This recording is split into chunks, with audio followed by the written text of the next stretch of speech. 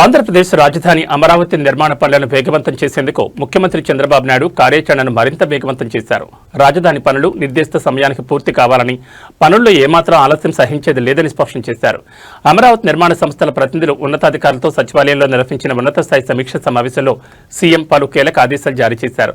సమీక్ష సమావేశంలో మాట్లాడిన ముఖ్యమంత్రి చంద్రబాబు స్పీడ్, క్వాలిటీ, డెలివరీ అనే మూడే ప్రధాన లక్షణాలుగా రాజధాని నిర్మాణం జరగాలని అధికారులకు దిశానిర్దేశం చేశారు. అమరావతిలో 95 కీలక ప్రాజెక్టులకు సంబంధించి 50,999 కోట్ల విలువైన పనులు చేపట్టామని, రాబోయే రోజుల్లో నెలకు కనీసం 7.92% చొప్పున పనులు పూర్తి కావాలని గడువు విధించాను.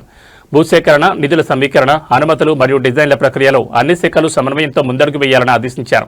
ఇకపై తాను కూడా స్వయంగా క్షేత్రస్థాయిలో రాజధాని నిర్మాణ పనులను పర్యవేక్షిస్తానని వెల్లడించారు. ఈ సమావేశంలో పురపాలక శాఖ మంత్రి నారాయణ, సీఎస్ సాయి ప్రసాద్ సహా ఇతర ఉన్నతాధికారులు పాల్గొన్నారు. సీఎం చంద్రబాబు ఇచ్చిన దిశానిర్దేశంతో రాజధాని అమరావతి పనుల్లో మరింత వేగం పుంజుకోనుంది.